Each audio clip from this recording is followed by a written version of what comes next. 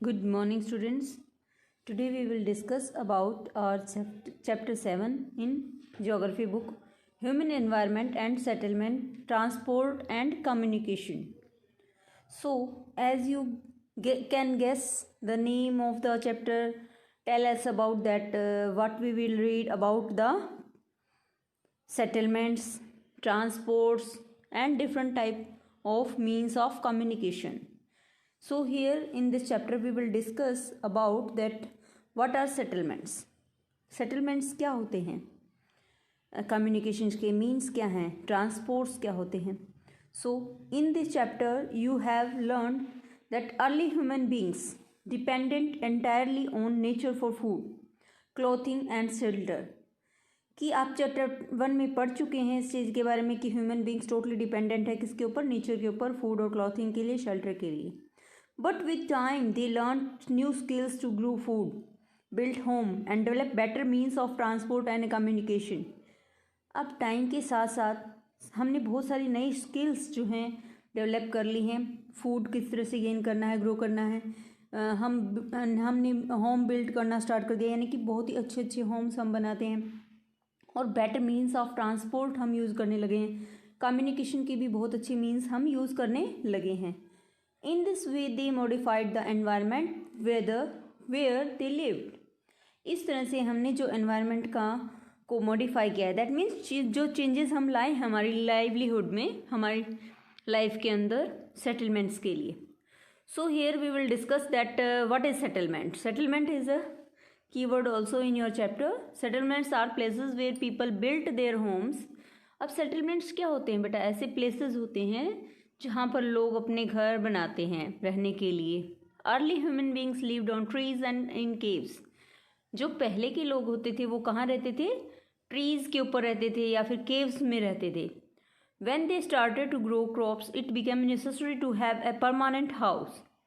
जब उन्होंने crop grow करना स्टार्ट कर दिया तो ये नेसेसरी हो गया कि उन्हें एक परमानेंट हाउस चाहिए उनके आसपास में रहने के लिए.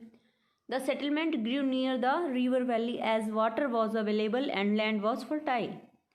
जो settlements हैं वो river valley के पास डेवलप हुई. रीज़न क्या था बेटा उसका? कि वहाँ पर वाटर इजीली अवेलेबल होता था, लैंड फॉर्म में इजीली अवेलेबल होती थी और ऐसा लैंड फॉर्म जो बहुत ज़्यादा फर्टाइल होता था, वो उनके क्रॉप ग्रोइंग में बहुत बेनिफिशियल होता था. With the development of trade, commerce and manufacturing human settlement become larger. अब जो डेवलपमेंट हो रहा था किस चीज़ का? ट्रेड का, कॉमर्स का, मैन्युफैक्चरिंग का, यानी कि चीज़ों को बनाना. ट्रेड मीन्स व्यापार करना, जिससे अर्निंग होती है, अर्निंग के सोर्स बढ़ गए. ह्यूमन सेटलमेंट्स बहुत बड़े बड़े होने लगे उस टाइम पे. Settlement flourished and civilised developed near river valleys. अब रीज़न क्या था बेटा कि सेटलमेंट्स कहाँ ज़्यादा डेवलप हो रहे थे? रीज़न था कि वहाँ पर कॉमर्स जहाँ पर ज़्यादा होगा वहाँ पर सेटलमेंट ज़्यादा होगा, और जहाँ पर कॉमर्स होगा वहाँ पर नेचुरली वाटर अवेलेबल होगा, तभी वहाँ पर ज़्यादा सेटलमेंट्स फ्लॉरिश होंगे, सिविलाइज्ड होंगे. Do you recall the name of civilisation that grew along the banks of river Indus, Tigris, Nile and Hwang. अब यहाँ पर आपको ध्यान है कि इंडस रिवर के पास में कौन सी सिविलाइजेशन है, टिग्रीज के पास में कौन सी सिविलाइजेशन, एंड नाइल एंड हेवांगे के पास में कौन सी सिविलाइजेशन है. मैंने आपको जब लाइव क्लास में चैप्टर रीड करवाया था तो मैंने आपको बताया था. सो मैं यहाँ से एक्सपेक्ट कर रही हूँ कि आप कमेंट बॉक्स में मुझे इसका आंसर जरूर करेंगे. Settlements can be permanent and temporary. अब यहाँ पर 2 टाइप्स की सेटलमेंट्स हम डिस्कस कर रहे हैं. आपसे क्वेश्चन ये भी पूछा जा सकता है, how many types of settlements are there? There are 2 types, permanent and temporary. Settlements which are occupied for a short time are called temporary settlements. जो शॉर्ट टाइम के लिए ऑक्यूपाइड किए जाते हैं वैसे सेटलमेंट्स को हम क्या कहते हैं? टेम्परेरी सेटलमेंट कहते हैं. The people living in deep forest, hot and cold desert and mountain often dwell in such temporary settlements. जो लोग यहाँ पर डीप फॉरेस्ट में रहते हैं, हॉट और कोल्ड डेजर्ट में रहते हैं या फिर माउंटेन एरिया में रहते हैं, उनको हम टेम्परेरी सेटलमेंट्स में काउंट कर सकते हैं. They practice hunting, gathering, shifting, cultivation and trends humans. अब ये बेसिकली हंटिंग, गैदरिंग का काम भी करते हैं क्योंकि ये कुछ टाइम के लिए वहाँ पर रहते हैं, दैट्स वाई. शिफ्टिंग कल्टीवेशन के लिए मैंने आपको पहले भी डिस्कस किया था और मैं यहाँ पर भी आपको बताना चाहूँगी. शिफ्टिंग कल्टीवेशन क्या होता है बेटा? इस एरिया में आपने प्लॉट क्रॉप ग्रो की है, ठीक है, कुछ टाइम के बाद, यानी कि हम कहेंगे एक क्रॉप आपने यहाँ से ले ली, उसके बाद यहाँ पर क्रॉप नहीं होगी, तो आप इस एरिया को छोड़ करके दूसरे एरिया में जाते हैं और यहाँ पर क्रॉप ग्रो करते हैं। जब यहाँ पर भी आप एक क्रॉप ले लेते हैं, तब आप किसी दूसरे प्लॉट पे जाते हैं और वहाँ पर क्रॉप ग्रो करते हैं। तो इस चीज़ को हम क्या कहते हैं, शिफ्टिंग कल्टीवेशन कहते हैं, कि एक एरिया से गए फिर दूसरे में गए, दूसरे से तीसरे एरिया में गए, ठीक है। 1 ये है, फिर 2 ये है, फिर 3rd नंबर पे यहाँ चले गए आप, और फिर वापस से जब ये फिर से अपनी फर्टिलिटी गेन कर लेता है ये एरिया, तो वापस आप यहाँ पर इस एरिया पे आके फिर से क्रॉप ग्रो कर सकते हैं। Understand, that is known as shifting cultivation. So transhumance भी क्या है बेटा, सेम प्रोसेस है। जैसे यहाँ पर बहुत ज़्यादा, अभी मैं आपको एक बार एरो के ज़रिए बताना चाहूँगी, जैसे यहाँ पर इस एरिया में क्या है, बहुत ज़्यादा सर्दी है, ठीक है। तो आप यहाँ से आप यहाँ जा रहे हैं, तो यहाँ पर क्या है, मौसम अच्छा है, ठीक है। तो यहाँ चले गए, यहाँ रहने लगे, जब यहाँ पे गर्मी ज़्यादा बढ़ गई, यहाँ पे मौसम ठीक हो जाएगा, यहाँ आ जाएंगे वापस। तो ऐसा आना और जाना सीजनल चेंज की वजह से, तो ये चीज़ें क्या होती है, ट्रांसह्यूमन कहलाती हैं बेटा, ठीक है, कि ट्रांसफर होना पर्सन्स का according to season. However, more and more settlements today are permanent settlements. क्योंकि आज के दिन यदि हम सेटलमेंट्स की बात कर रहे हैं, तो आज हमारा सेटलमेंट क्या है, ज़्यादातर परमानेंट ही हमें देखने को मिलता है। In this settlements people build home to live in. ऐसे सेटलमेंट्स में लोग क्या करते हैं, अपना घर बनाते हैं। अब ह्यूमन्स की यहाँ पर डेफिनेशन गिवन है बेटा, आप इसको अंडरलाइन कर सकते हैं आपकी बुक में, ये ठीक है। It is a seasonal movement of people who rear animal move in search of new pasture according to the change in season. देखिए सीजन के अकॉर्डिंग वो चेंज करते हैं अपने पेस्चर को, ठीक है। Okay, so it is Mary's birthday party. She and her friends were waiting for Gurpreet to arrive so that Mary could cut the cake. ये मैरी का बर्थडे है और वो और उसके फ्रेंड वेट कर रहे हैं किसका, गुरप्रीत का, कि गुरप्रीत आए और मैरी केक को कट कर सके। एटलीस्ट गुरप्रीत अराइव्ड, और आखिर में गुरप्रीत आ जाती है, टायर्ड, कफिंग, थोड़ा सा खांसते हुए, वीजिंग करते हुए। She explained that the traffic jam was terrible. वो एक्सप्लेन करती कि वो लेट क्यों हो गई, कि जो ट्रैफिक जैम था बहुत ज़्यादा बुरी हालत, मतलब बहुत ज़्यादा जैम था वहाँ पर, ठीक है, ट्रैफिक जैम था। मैरीज मदर, मैरी की जो मदर है वो कहती है मिसेस थॉमस पैटेड गुरप्रीत। पैटेड होता है बेटा थपकी देना, पीठ पर थपकी देना। गुरप्रीत को थपकी देते हुए कहती है बैक पे, जैसे ओफ ये तो pollution, the pollution of in the city, हमारी सिटी में कितना ज़्यादा पॉल्यूशन है। Prasad had recently come from the village he asked. अब प्रसाद जो है कि विलेज से अभी अभी आया है, तो विलेज का सीज़न क्या होता है, बहुत अच्छा होता है ना बेटा, प्लीजेंट वेदर होता है, वहाँ पे पोल्यूशन नहीं होता है।